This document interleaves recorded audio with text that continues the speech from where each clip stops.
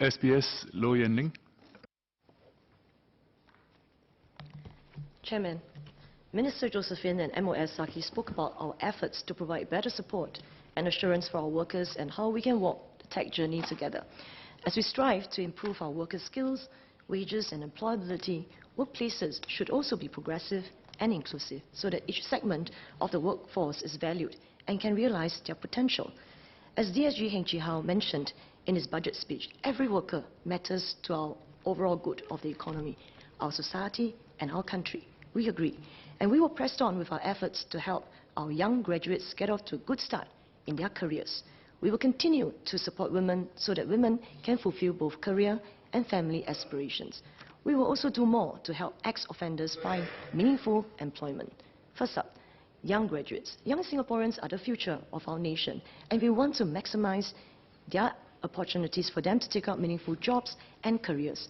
Among those graduating from our post-secondary educational institutions, more than 8 in 10 who are actively seeking employment are able to find employment within 6 months after graduation. However, some may need more help in improving their job search skills to find suitable employment, as for most young people, it is their first time applying for a job. Mr. Patrick Tay asked how graduating students can benefit from the Career Starter program, which I first announced last year. The CSP Career Starter program, which is part of the WSG's Adapt and Grow initiative, is supported by the ITE and polytechnics. The program has 3 components. First is a Career Starter Pack. This is a resource pack that equips our graduating students with useful information for the job search. About 28,000 graduating ITE and polytechnic students have received this Career Starter Pack since January this year. Within the pack are useful tips and advice on what the graduates should consider when applying for the job. Number 2, where to find the work opportunities. Number 3, how to ace the interview. And number 4, also how to manage their money when they start work, disseminated to 28,000 graduates this year. Second, there are interactive career booster workshops to improve our young graduates' job search strategies and skills. These workshops are designed to provide more hands-on help, such as good resume writing techniques and approaches to the job search that can uncover different career opportunities. Third, the Career Starter program offers personalized career coaching and other tailored support for graduating students who may require more in-depth assistance provided by career coaches from WSG's Career Connect.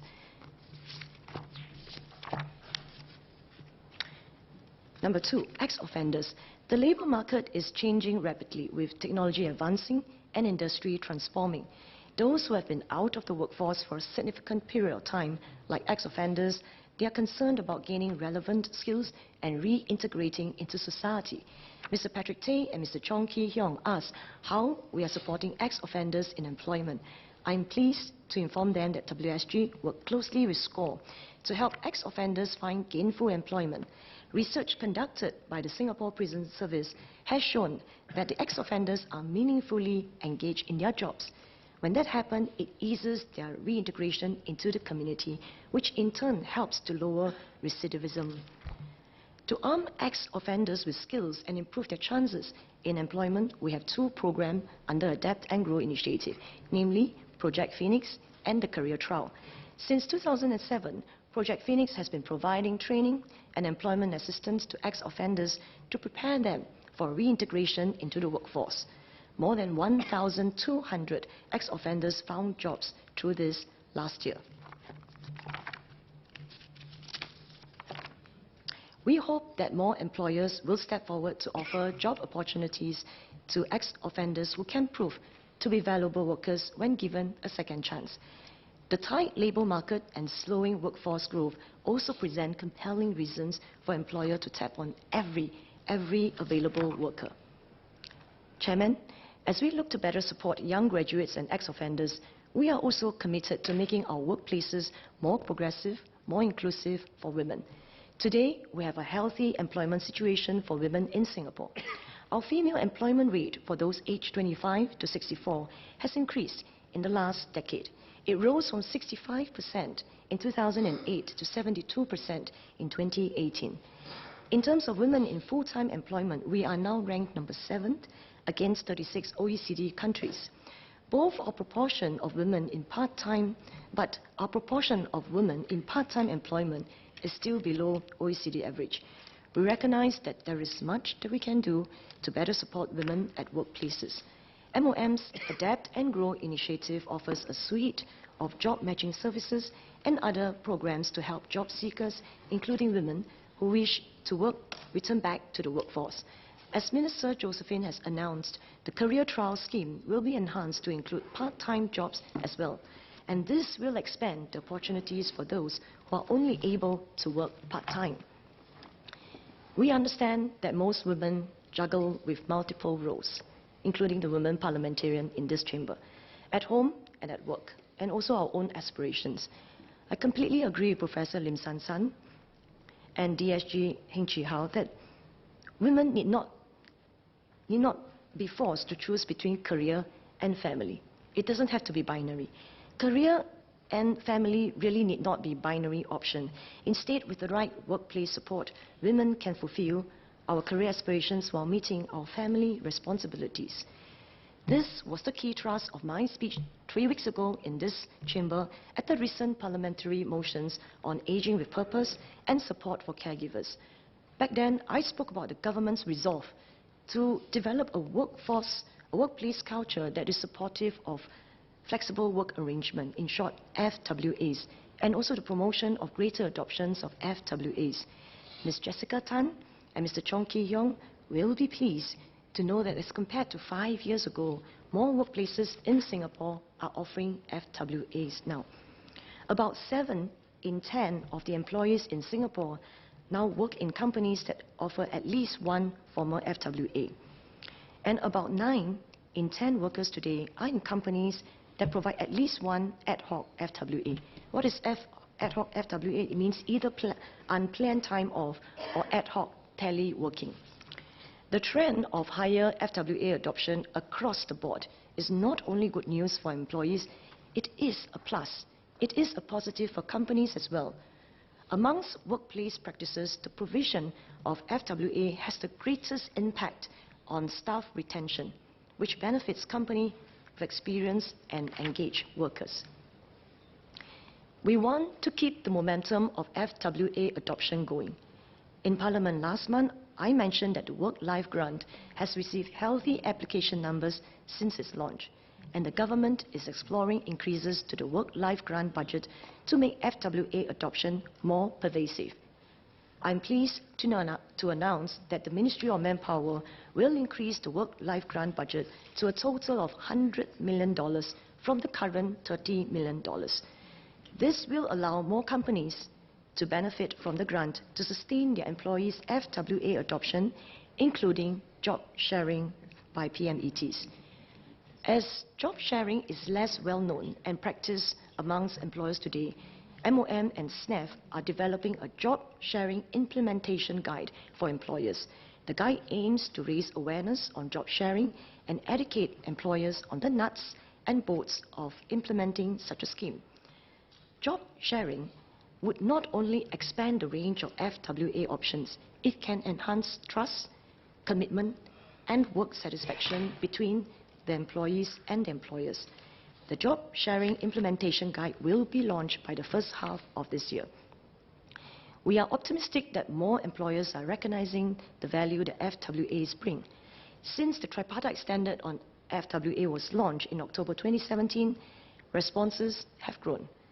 As at end of January 2019, about 1,300 employers employing 400,000 employees have adopted the standard. Key adopters of the tripartite standard include those in the public sector. Our public service agencies are committed to creating a conducive work environment that offers the officers to achieve good work and personal goals. This includes providing public officers with suitable FWA options. Take, for example, the Accountant General Department, or AGD, in the Ministry of Finance. 2 of their employees, Ms. Lim Yo-mei and Ms. Emily Kao, were given a job-sharing arrangement in cash management and payment processing. This suited the 2 parties very well. The 2 of them are mothers, as well as the fact that they appreciated the newfound flexibility to look after their family needs. Yo-mei took the morning shift, so that she can be home for her 2 primary school children. Emily, on the other hand, preferred to work in the afternoon while her toddler took his afternoon nap under his mother's watch. To ensure a smooth handover, Yomei and Emily would spend the overlapping hour at noon to exchange information and discuss what's needed to be followed up. They kept abreast of each other's progress via an Excel spreadsheet that was constantly updated. Their successful job-sharing arrangement lasted about 1.5 years, from December 2013 to June 2015. When Emily had her second child, she was granted extended maternity leave. Yomei took no pay leave for about 1.5 years to care for her children. I'm happy to learn that both Yomei and Emily continue to serve in the AGD today. They have kept pace with their careers and training opportunities that the organization offers. And we hope that more employers will step up their FWAs and gain from the experience and loyalty of committed staff. To spread the adoption of FWAs, we will work closely with our tripartite partners to reach out to trade associations, businesses, chambers, and employers about the work-life grant and the tripartite standards on FWAs. Encouraging more FWAs will also support the employment of older workers, which Minister Josephine spoke about earlier. As our seniors age, there will be a greater need for flexibility in workplaces so as to meet their diverse needs and preferences. Many of them may wish to remain in the workforce, but with reduced or differing work intensity. As we move towards a more inclusive work culture and mindset, we will be better placed to make the best of our talents. With family-friendly workplaces, employees can contribute their fullest potential without compromising their responsibilities to their loved ones. And age-friendly work practices let our seniors pass on their valuable experience and knowledge as they work at their preferred pace and intensity.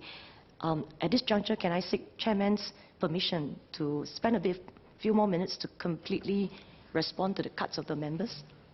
As you are running a bit ahead of schedule, I'll give you a few more minutes, provided you don't speak in more than 4 languages. I'll do my best, Chairman. Thank you so much for your indulgence. Chairman, as we try to harness the full capabilities of our workforce, I agree with Mr. Patrick Tay and Mr. Desmond Chu that workplace harassment is an area that deserves greater attention. A safe workplace allows employees to work optimally. And for that to take place, both employers and employees must have an interest and responsibility in preventing and managing workplace harassment.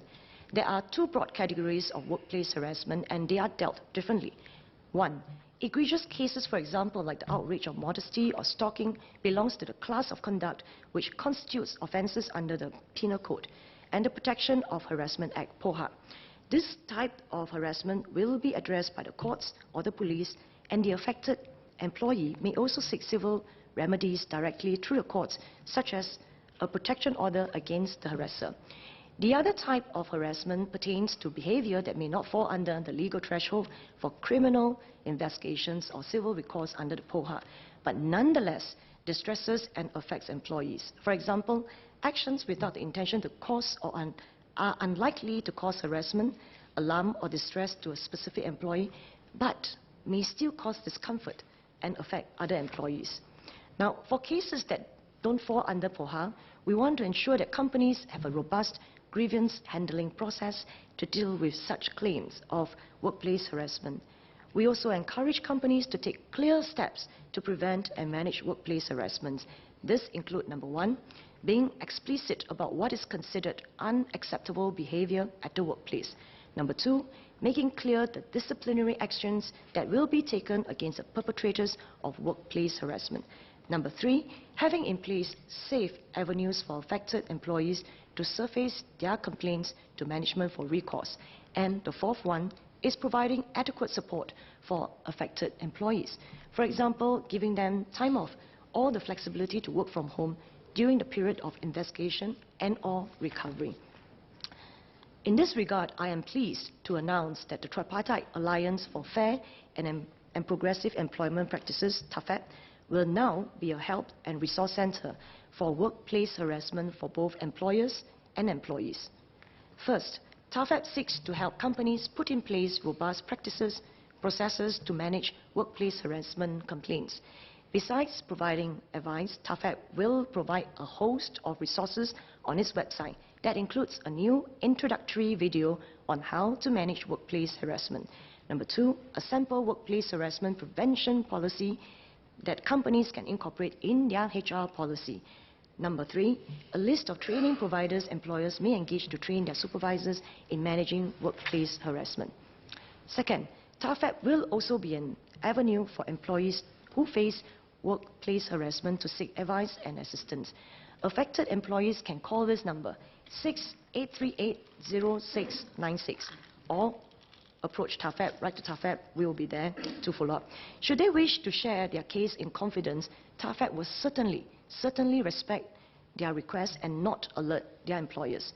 TAFEP is also working with the relevant government agency and partners, including the police, the courts, and AWARE, to set up a referral process so that TAFEP can have sight of all workplace harassment cases. We will take a whole-of-government approach to support affected employees. As pointed out by Mr. Desmond Chu, some affected employees may need counseling services. TAFEP will help advise employers on where to obtain such support services and put them in touch with relevant agencies. Companies that put in place programs such as peer support or counseling will help their staff cope better with the stress and effects of harassment. Chairman, preventing and addressing discriminatory and unfair employment practices are certainly key to making the workplaces more inclusive and progressive. I wish to assure Ms. Antia Ong, Mr. Faizal Manap, and Mr. Melvin Yong that MOM takes a serious view of any form of workplace discrimination or unfair employment practices. Employers should abide by the tripartite guidelines on fair employment practices, which sets out principles for fair and merit-based employment practices. Employers should not ask job applicants for information unrelated to the employee's ability for the position, such as pre-existing medical history, including mental health conditions. Even as we constantly reach out to the employers to educate them about the guidelines, I want to assure the members that we will, and we have taken actions against employers who are found to have engaged in discriminatory employment practices. I would also like to assure Mr. Melvin Yong that there have been instances where we have asked employers to remove or refrain from enforcing unreasonable contractual terms. Employers have generally responded with their cooperation. We want employees to know that there is help available for those with unreasonable clauses in their employment contracts or are unfairly discriminated against. They can approach their unions, TAFEP or MOM for assistance. Chairman, please allow me to take 1 minute to just say a few words in Mandarin. It will be 1 minute. 主席，当今全球人力市场面临激烈的全球化竞争，人工智能科技的发展更是一日千里。在这样的一个大背景下，人力部除了致力于提高我国国人的技能、工资和就业能力，也必须确保我们的雇佣制度更灵活，我们的职场更公平、开放和包容。一方面能够帮助年轻的毕业生、妇女、年长员工、前囚犯等等国人找到适合的工作；另一方面也能够满足企业和经济发展对人力资源的需求。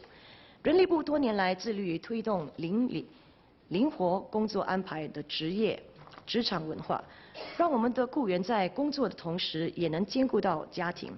为此，人力部将增加对工作与生活平衡津贴 （Work-Life Grant） 计划的拨款，从目前的3000万元提高到1亿元。